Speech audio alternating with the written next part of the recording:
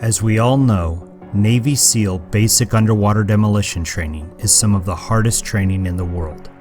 Let's take a quick look at how hard it is, with a specific emphasis on the physical screening test or PST, phases and timing, the dropout rates, and suck factor.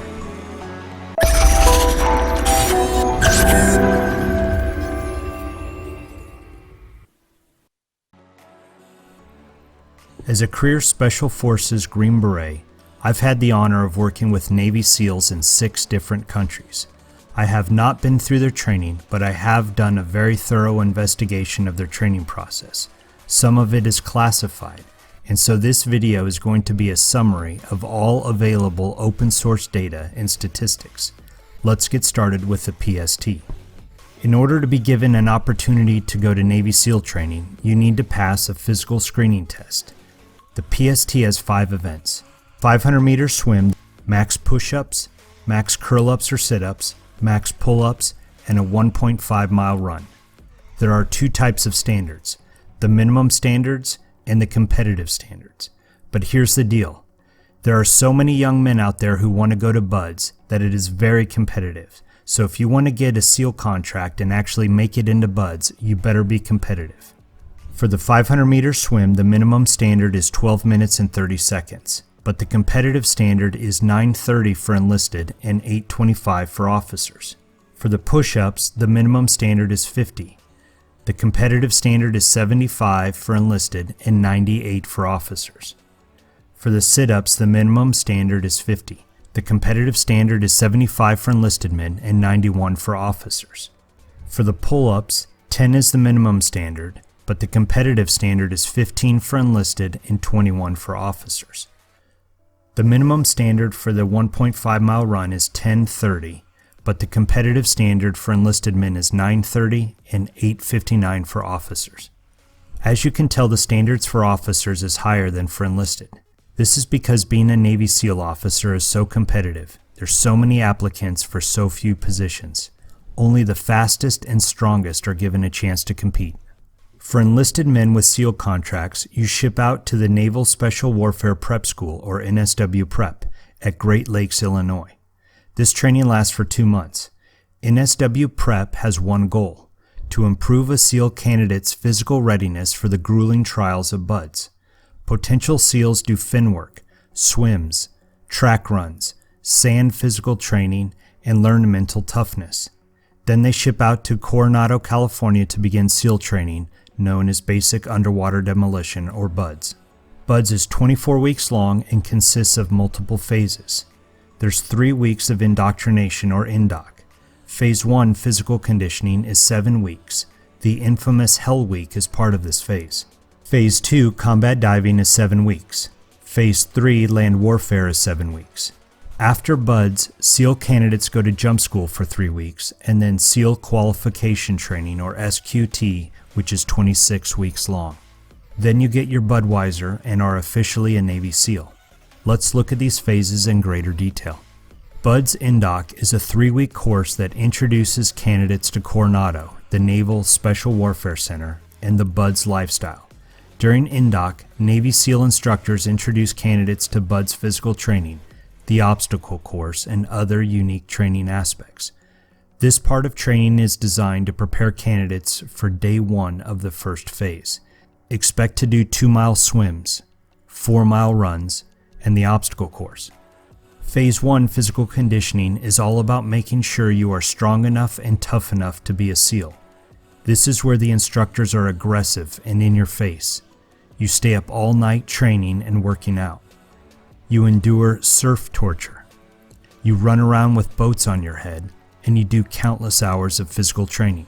The infamous Hell Week is part of this phase. This is a grueling 5.5-day stretch. Each candidate sleeps only about 4 total hours, but runs more than 200 miles and does physical training for more than 20 hours per day. Hell Week finds those candidates who have the commitment and dedication required to become a SEAL. Second phase, combat diving, is where SEAL candidates learn the basic skill sets to be a frogman and work in the water. They learn open and closed circuit diving, dive medicine, and dive physics. This is also when they learn and are tested on water competencies and malfunctions. Third phase, the land warfare phase, teaches marksmanship and weapons.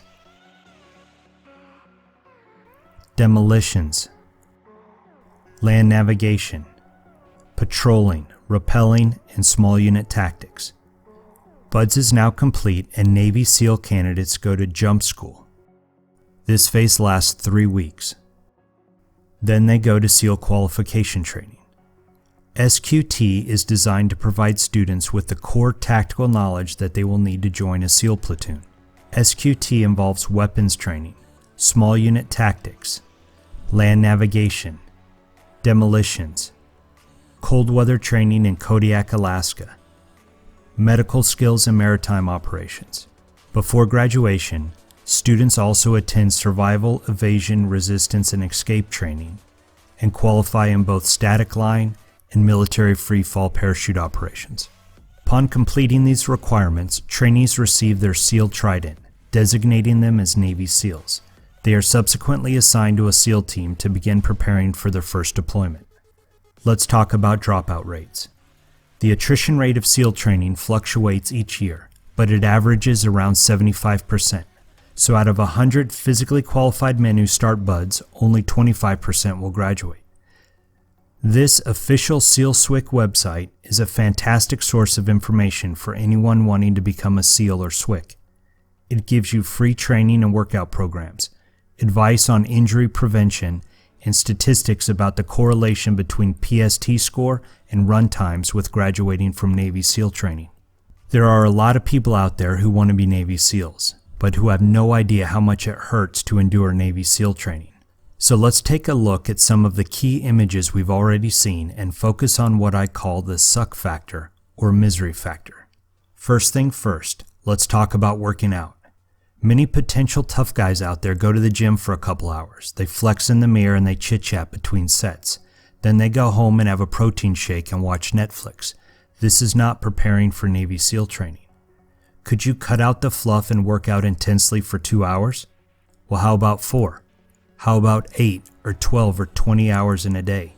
In Hell Week, you don't get a break. There's no such thing as a timeout. Another aspect of training that I always like to point out is that real life is much heavier than video games or movies. In a video game or on TV, you don't realize how heavy everything is. Your rifle is heavy. Your body armor is heavy. Your rucksack is heavy. The boats are heavy. And if you're not strong enough, this weight is going to break you down. Let's move on to sleep deprivation. Imagine a Netflix binge or an all-night party, or perhaps even staying up all night to study for a big test. Yes, this hurts, but at least the next day you can sleep or take a huge nap. There's no such thing as a nap in BUDS. Expect painful and repetitive sleep deprivation. Here's an open source picture of SEALs getting some rest during Hell Week, 15 minutes of sleep at a time.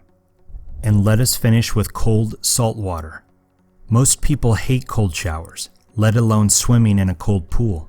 Now imagine you're swimming in the very cold, salty Pacific Ocean. You're exhausted, but you drive on. You're not wearing a comfortable swimsuit. You're soaking wet in your complete uniform, with gear. You're covered in sand. It's abrasive and it rubs your skin raw. This is your operational environment. You don't get to wash the sand off your body. You simply get so tough that you no longer even notice it. Okay, there you have it. An unclassified study of Navy SEAL training. Navy SEALs are known around the world for having the most physically demanding training requirements in the SOF community. They are fit, they are intense, they are aggressive.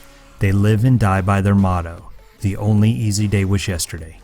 Thanks for watching. Don't forget to subscribe and to forward to a friend who needs to see this. Life is a special operation.